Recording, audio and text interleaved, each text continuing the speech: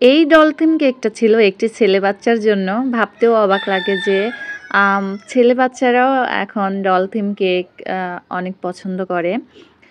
আসলে এখনকার সব বাচ্চাদের মধ্যেই আর কি এই স্বভাবটা আছে। ছেলে মেয়ে যেই হোক না কেন তাদের কিন্তু খেলনা আইটেমগুলা একই রকম হয়ে থাকে। মানে আমি নিজের কথাই বলি, আমার ২ টা বাচ্চা আছে, একটা ছেলে এবং একটা মেয়ে। তো হচ্ছে আমার ছেলে বড়, তো আমার ছেলেকে কিন্তু হাঁড়ি পাতিল, মেয়েদের যেসব খেলনা থাকে হাঁড়ি পাতিল, পুতুল, তারপরে গাড়ি, সব ধরনের খেলনাই ওকে কিনে দেওয়া হয়েছিল। কিন্তু ছোটবেলা থেকে এগুলা দিয়ে খেলাধুলা করত।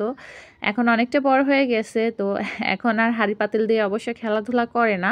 যাই হোক, এই কেকটা ছিল ৩ পাউন্ডের মধ্যে, আর এটা ছিল হচ্ছে একটি ডল থিম কেক। এটা কিন্তু বরাবরের মতো আমার রিপিট একটা কাস্টমার ভাইয়া ছিল, উনি নিয়েছেন। তো উনি কিন্তু বরাবরই আমার পেজের কেকের অনেক সুন্দর করে রিভিউ দিয়ে থাকে, আর ওনার কেক লাগলে কিন্তু উনি আমাকে বলে যে আপু একটা কেক লাগবে।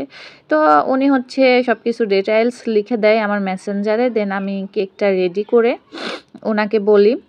কিন্তু একটা দুঃখের বিষয় হলো, ভাইয়া যতবার আমার থেকে কেক নিয়েছে আমি ভাইয়াকে ঠিকঠাক টাইম মতো কেকটা ডেলিভারি করতে পারিনি, আমার লেট হয়ে গিয়েছে।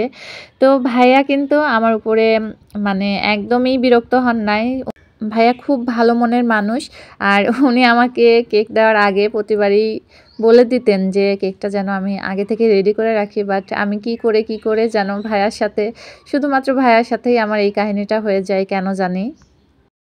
আর এখানে আমি কেকের মধ্যে একটা ডল দিয়ে দিয়েছি, আর দেখতেই পেলেন আমি প্রথমে নাইফ দিয়ে কেকের মাঝখানে একটু কেটে নিয়েছি, এরপরে হচ্ছে ডলটা বসিয়ে দিয়েছি।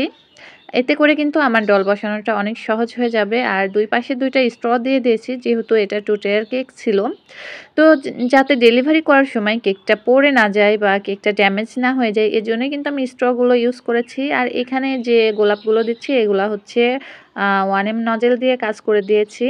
তো ভাইয়া যে ছবিটা দেখিয়েছিল ওটা কিন্তু আমার পেজেরই ছবি ছিল, আর ওইভাবেই ভাইয়া দিতে বলেছিল। তো আমি ওইভাবেই দেওয়ার চেষ্টা করেছি। জানি না কেন জানি হচ্ছে আমার নিজের কাজই পরের বার করতে গেলে কেন জানি মিল হয় না।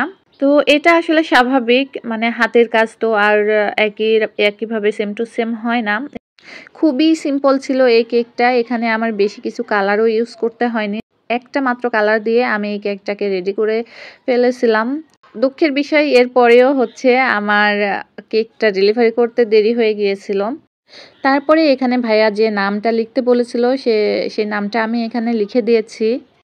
আর এটা ছিল একটা ছেলে বাচ্চার নাম, আর নাম লিখতে গিয়ে আমি বুঝেছিলাম যে এই কেকটা নিশ্চয়ই কোনো ছেলে বাচ্চার জন্য অর্ডার করা হয়েছে। আজকের ভিডিও এ পর্যন্তই। আল্লাহ হাফিজ।